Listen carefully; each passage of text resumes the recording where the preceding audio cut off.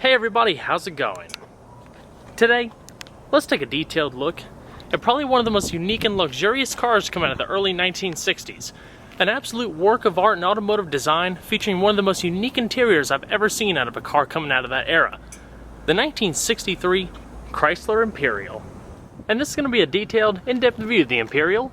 We'll start it up, show the engine, get an exhaust clip and go over the performance data, and show you a bunch of the unique aspects of the interior as well as exterior.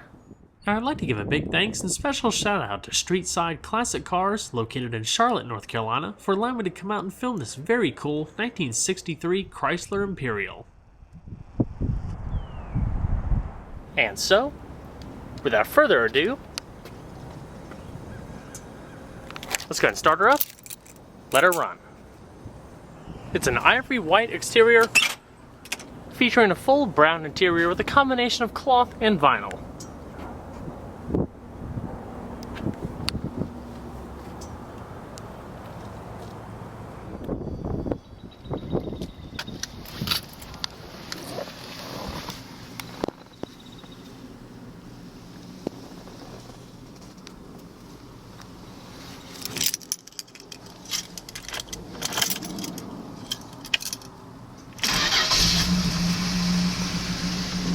Simple as that.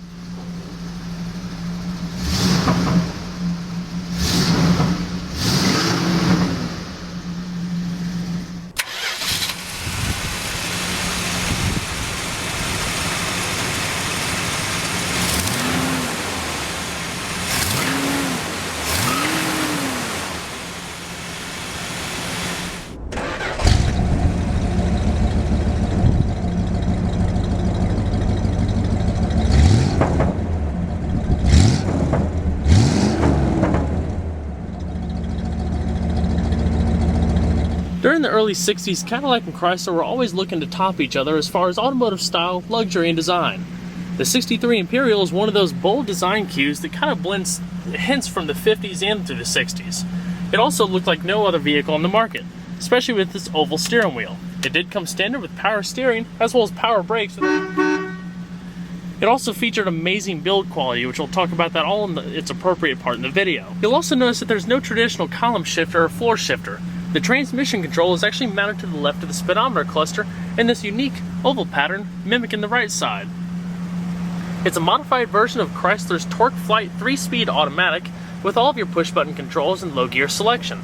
Basically, this is your parking gear right here. If you wanted to activate drive, release it, and push drive. The car automatically goes into gear. Reverse, the same way. If you want to go back into park, just push this down. It'll disengage the gear and automatically put the vehicle in neutral, and you're good to go. So we're going to flip on the headlamps. And in keeping with innovation, all four windows are fully powered. So, let's go ahead and check out the exterior, shall we? 1963 was a big year of American history and culture, with the beginning of a style and music revolution that would forever shape design and function of the automotive industry. By 1963, the radical and daring designs of the 50s were starting to fade as manufacturers began new contemporary styling philosophies, and with that, the ostentatious fins made famous by Cadillac and followed by many were also starting to dwindle away. The Chrysler Imperial lineup for 1963 included some of the largest and heaviest luxury cruisers in the automotive world. They were also some of the most well-crafted and elegant cars you could buy. 1957 was the first year that the Imperial became its own model lineup and was built exclusive versus the rest of the lineup. This means it had its own unique chassis and wheelbase, built in its own unique plant by hand, and its styling was different from any other car out there.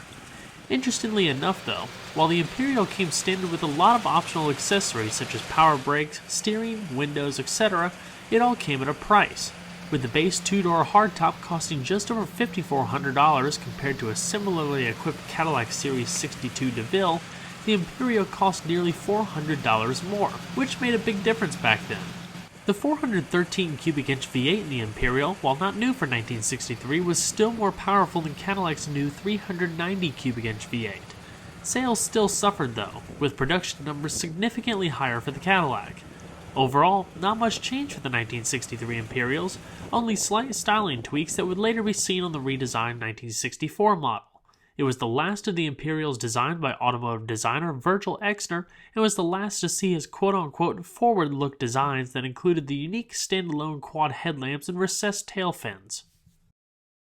Standard equipment on the Imperial were 15-inch steel wheels with your choice of decorative wheel covers wrapped in 8.2 by 15 4-ply rayon tires. This car we have here is obviously affixed with a modern set of radials. Brakes consist of vacuum power assist self-adjusting hydraulic dual servo 11-inch drums that feature 35% greater mass and better performance overall when compared to the previous year. Stops from 60 miles an hour around 190 feet. It's really quite amazing how technology has progressed, but shows you just how heavy the car really is. The body rests on a fully boxed frame with lateral X-type crossmembers. The front suspension was independent with non-parallel control arms and torsion bars coupled with a stabilizer bar and tubular shocks. The rear was a traditional 6-leaf parallel semi-elliptic spring system, also with tubular shocks. Other big changes for the 1963 model year included new bumpers all the way around, new roof and rear window for the hardtop models, and a restyled roof for the top trim LeBaron 4-door. These roof changes translated in more seat room and a wealth of comfort and room to stretch out, about 4.5 inches of increased rear leg space. But the most significant change overall is the redesign of the rear clip for 63 to feature integral tail lamps and vestigial tail fins that featured a more contemporary design versus the freestanding lights of 1962 when the cars had much larger fins. But overall, it still retains the same classy yet elegant look that the Imperial has always been known for, with integral backup lamps mounted in the rear bumper. So no matter the trim, whether it be a 2 or 4-door version of the base custom, mid-level Crown, or top dog 4-door LeBaron, they all had their own unique styling to set them apart from the rest of the automotive world. Overall length is 227.8 inches, riding on a unique 129-inch wheelbase. Front and rear width is approximately 62 inches. Total curb weight, depending on your options, can be upwards of 5,200 pounds. I'm going to pop the hood. The Imperial came standard with a 413 cubic inch overhead valve V8 with a 10.1 to 1 compression ratio. It puts out around 340 horsepower at 4,600 RPM and 470 pound-feet of torque at 2,800 RPM. This translates to a 0 to 60 time of approximately 12 seconds, mainly due to the massive size of the car, and a quarter-mile time of 18.8 seconds at 75 miles per hour. Average miles per gallon for the Imperial was approximately 12.5 miles to a gallon while running on premium gas for the higher compression ratio. The engine also received a new crankcase ventilation system for 63 that reduced the amount of unburned hydrocarbons that were released into the atmosphere, thus decreasing overall emissions.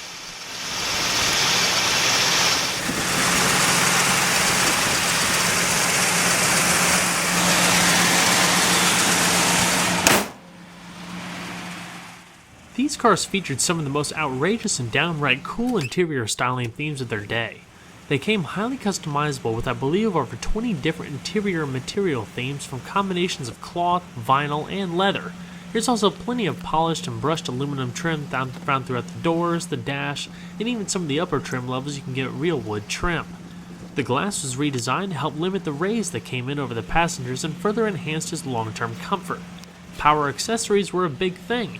Along with the power windows, which were standard, you can also opt for powered vent windows and even a power sliding seat. Build quality for the day was average and really was great considering all the different elements going on. Air conditioning improved the passenger comfort and can be had with rear air vents as well, so all passengers can be cooled off equally. Not to mention the visibility was great, even though there are larger C-pillars in the back, and you did have a standard padded dash for safety. Stepping on up a bit, you can even have Chrysler's autopilot system, aka cruise control. Big stuff for 1963. Amazing the innovation that came out of this era.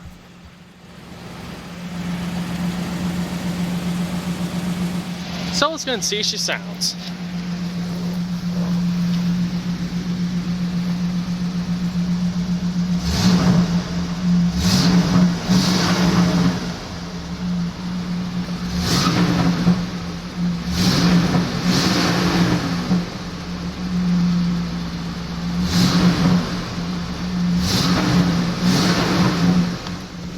You can definitely feel that natural American muscle V8 sitting under the hood with just a gentle rock as you rev the engine.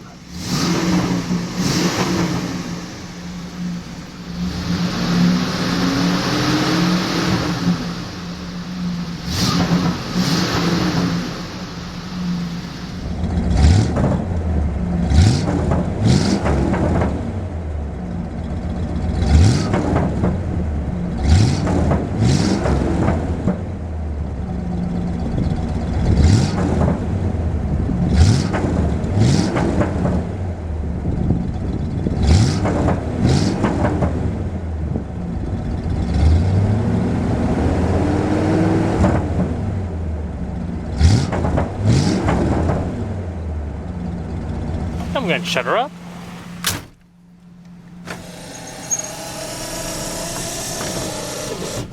Now, as you'd expect, the Imperial did come standard with pretty much all of the extra optional accessories you can get back in the day, including air conditioning, mounted on this side of the speedometer cluster. Turning on your max air, changing the fan speed, as well as changing it to heat, defrost, as well as vent settings.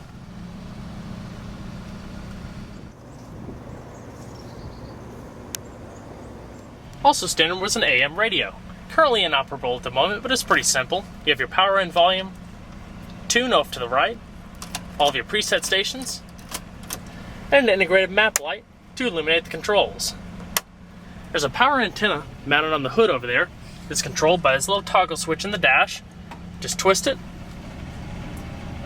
and it automatically brings it up.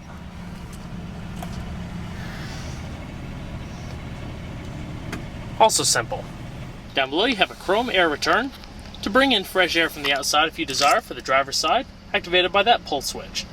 Your power wipers and lights like you saw earlier, and your manual adjusting mirror.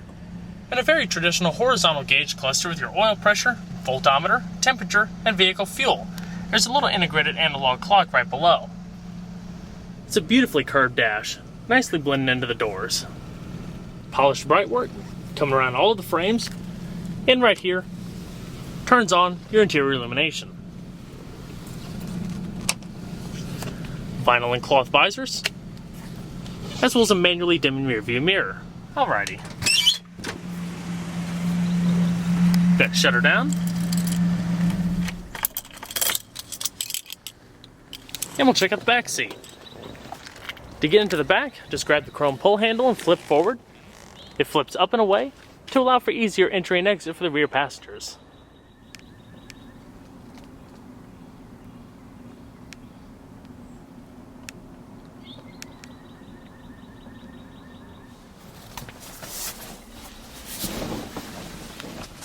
And naturally, back seat room is massive. I'm about 5'10". There's no issues of space at all.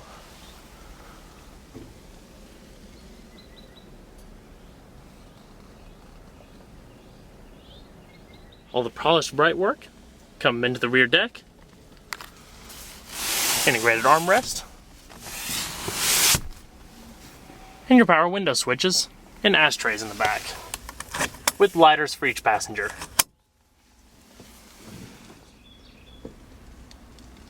And we're going to check out the rest of the vehicle, shall we?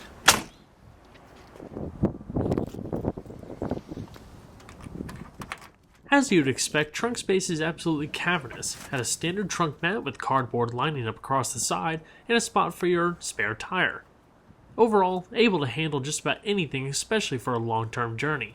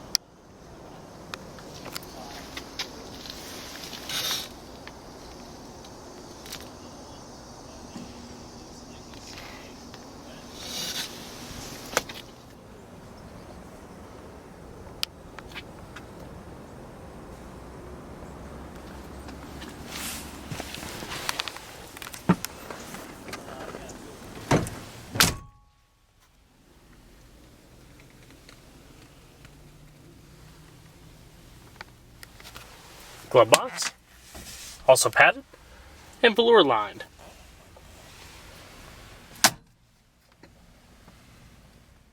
The Imperial, while one of Chrysler's top sellers of the day, never really sold in very high numbers, which make them even more cool to see today.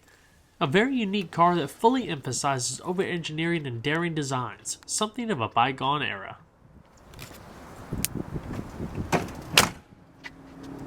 Well everyone, I hope you enjoyed this detailed look at the 1963 Chrysler Imperial. Be sure to stay tuned next time, there's a lot more where that came from. Take care everybody.